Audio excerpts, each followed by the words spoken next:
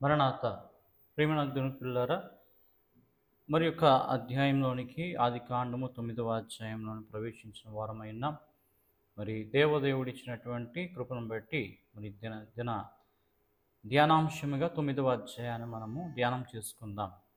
చిన్న ప్రార్థనతో ప్రారంభించుకుందాం. కృపగలిగిన దేవ, దయగలిగిన తండ్రి, నీ వాక్య గ్రంథము పరిశీలించి పరిశోధించి ధ్యానం చేయమని అనుతున్న ధ్యానం వలన దివారాత్రం యెహోవా ధర్మశాస్త్రం ధ్యానించేవాడు ధన్యుడు, అతడు నీ కాలువలు ఎవరు నాటబడినది ఆకువాడక తన కాలమందు ఫలమిచ్చు చెట్టు వలె ఉండును అని సెలవిచ్చిన నీ మాట ప్రకారము తండ్రి, అనుదిన అధ్యయనము ప్రతి అధ్యాయము చేస్తూ ఉండగా మీ యొక్క ఆత్మ సహాయం అందించి ధ్యానించగలుగు శక్తి, అర్థము చేసుకునగలుగు జ్ఞానాత్మను మాకు అనుగ్రహించి లైవ్ వీక్షిస్తున్న యూట్యూబ్ ప్రేక్షకులకు అలాగే ఫేస్బుక్ ప్రేక్షకులందరికీ కూడా మీరు జ్ఞాపకం చేసుకొని వారు కూడా ఈ అధ్యాయము నేర్చుకొని అందుగల సంగతులను గ్రహించగలుగు ధన్యతాశీర్వాదం దయచేయమని త్వరగా రానయ్యున్న యేసయ్య అతి పరిశుద్ధ నామమున అడిగి వేడుకొంచున్న మా పరమ తండ్రి, ఆమేన్. మన ప్రభువైన యేసుక్రీస్తు ప్రభు వారి యొక్క కృపా సమాధానం కూడి వచ్చిన మనందరిని నిండుగా మెండుగా ప్రభు ప్రసాదించును గాక, ఆమేన్. ప్రియమైన దేవుని పిల్లారా, మరి నేటి అధ్యాయంలో 9వ అధ్యాయంలో మరి నోవాహు గారిని దేవుడు మరి అరారాతు పర్వతం మీదకి వచ్చినటువంటి ఆ యొక్క కొండ మీద ఆగినటువంటి పడవ నుండి వారిని బయటికి రప్పించి మరి దేవుడు వారిని ఆశీర్వదించి మీరు ఫలించి అభివృద్ధి పొంది భూమి అంతటా కూడా విస్తరించండి, అలాగే జీవులు కూడా వాటి క్రమానుసారముగా మరి ఉత్పత్తి అవ్వాలి, వారి యొక్క సంతతి వృద్ధిలోనికి రావాలి, అవి దేశమంతా ప్రపంచమంతటా కూడా వ్యాపించాలని అభిలాషతో దేవుడు వాటిని దీవించిన వారై ఉన్నారు. మరి దేవాది దేవుడు చెప్తున్న మాట ఏమిటంటే, మరి ప్రాణులన్నిటిలో కూడా చరములన్నీ కూడా మరి అవి మీకు ఆహారంగా ఉంటాయి. కూరగాయలు, కూర మొక్కలు, ఆకుకూరలు అన్నీ కూడా మీకు ఆహారమగునని మరి చెప్పడం జరిగింది. అవి చెప్తూ దేవుడు చెప్పినటువంటి మాట, ఏ జీవినైనను సరే రక్తము అనే దాన్ని వండుకొని తినకూడదు, కనుక ఆ జీవి యొక్క రక్తము వదిలిపెట్టి ఆ మాంసంను మాత్రమే తినవలనని దేవుడు వారికి ఆజ్ఞాపించారు. కనుక నరుని యొక్క రక్తం గురించి దేవుడు మరి వాటి గురించి అకౌంటబిలిటీ అంటే ఖచ్చితంగా దేవుడు మరి ప్రశ్నించే రీతి ఉంటుంది. కనుక ఎవరు కూడా నరుని చంపితే మళ్ళీ ఆ వ్యక్తి నరుని చేత చంపబడతారు అని ఈ వాక్య గ్రంథములో, ఈ వాక్యంలో 9వ అధ్యాయంలో దేవుడు రాయించిన వారైనారు. కనుక మరి 9వ అధ్యాయం మొత్తం 29 వచనాలు ఉన్నాయి. 29 వచనాల్లో దేవుడు ప్రాముఖ్యంగా చెప్పవచ్చినటువంటి విషయాలు: 1, ఫలించండి, అభివృద్ధి చెందండి. అలాగే సమస్తమైనటువంటి పశువులు, జంతువులన్నిటికీ కూడా మరి మానవుడు అంటే భయం ఉండేటట్టుగా అవి నీ కింద లోబడి పనిచేసేలాగన వాటిని చేసుకోండి. వాటిలో ప్రతిదీ కూడా మీకు ఆహారం అవుతుంది. అయితే రక్తముతో కలిపి తినకూడదు, రక్తము వేరుగా విడిచిపెట్టి ఆ యొక్క మాంసం మీరు తినవలసిన వారై ఉన్నారు అని దేవుడు సెలవిచ్చారు. అంతేకాకుండా మరి సమస్త కోటి ప్రాణికి, మనుషులకు దేవుడిచ్చినటువంటి ఒక నిబంధన ఆజ్ఞ ఏంటి అంటే, ఇక మీదట ఎప్పటికీ కూడా ఎలాంటి వర్షము కానీ జలప్రళయం రాకుండా మీకు నాకును జ్ఞాపకార్థముగా ధనస్సు అనేది మరి ఏర్పాటు మేఘంలో కనిపిస్తుంది. ఎప్పుడైనా ప్రచండ వర్షం కురిసినప్పుడు వెంటనే వర్షం ఆగగానే ధనస్సు అని కనిపిస్తుంది. నేటి దినాల్లో కూడా మనము వర్షం ఆగిన పిమ్మట మనం ధనస్సు చూస్తాం. అంటే ఇప్పుడు కూడా జలాలు అన్నీ కూడా వాటి యొక్క హద్దు మీరి మరి ప్రపంచమంతటిని ముంచేటువంటి పరిస్థితి అయితే ఉండదు. మనం చూస్తాం, ఏ రాష్ట్రాలు జరిగినప్పుడు పక్క రాష్ట్రాలకు ఎటువంటి ఇబ్బంది అనేది ఉండదు.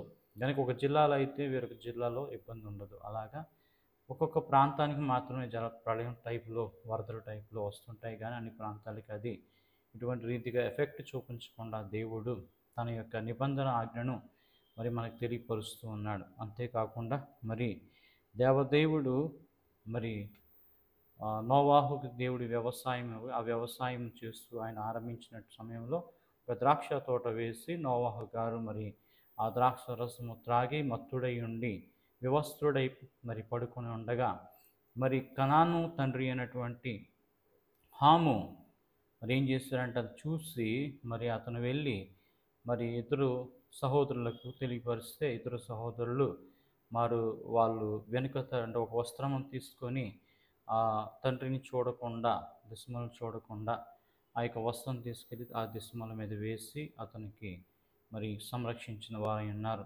మరి నోవాహు గారు లేచిన తర్వాత ఆ విషయం తెలుసుకొని మరి హాము చేసిన పనికి మరి హామును మరి ఆ రీతిగా ఒక మాట, ఒక శాపవచనముగా మనం అనుకోవచ్చు. మరి ఏమని అంటున్నారో ఒకసారి మనం చదువుకుందాం. నోవాహు వ్యవసాయం చేయనారంభించి ద్రాక్ష తోట వేసెను. పిమ్మట ద్రాక్షరసం తాగి మత్తుడై తన గుడారంలో వస్త్రహీనుడిగా ఉండెను. అప్పుడు కనానీయుడి తండ్రిని హాము తన తండ్రి వస్త్రహీనుడైనట చూచి బయటనున్న తన ఇద్దరు సహోదరులను ఆ సంగతి తెలిపెను.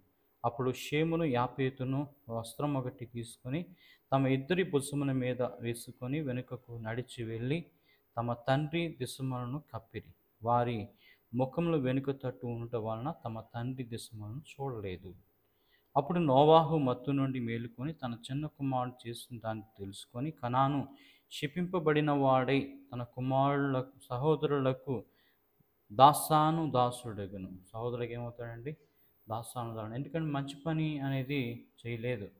తండ్రి అలా మరి వస్త్రహీనుడిగా చూసి మరి చేయవలసినటువంటి మంచి పని చేయకుండా మరి వెళ్ళి వారిద్దరికి తెలియపరిచారు కనుక నీవు నీ సహోదరులకి దాసుడు అవుతావు అని మరి చెప్పడం జరిగింది.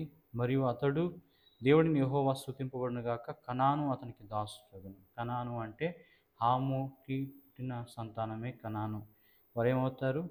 మరి వీరిద్దరు సహోదరులకి కూడా ఏమవుతారంటే షేముకి యాపేతుకు మరి దాసులు అవుతారు. అందును బట్టి మరి ఐగుప్తులో పరదేశం మందు మరి దాసులయ్యారు. ఎవరంటే ఇజ్రాయెల్ ప్రజలైన వారు. అట్టి మాట నెరవేర్పునకు వచ్చినది. ఆ జలప్రవాహం గతించిన తర్వాత నోవహు 350 ఏండ్లు బ్రతికెను. నోవహు బ్రతికిన దినములన్నీ 950 ఏండ్లు. అప్పుడు అతడు మృతి పొందెను.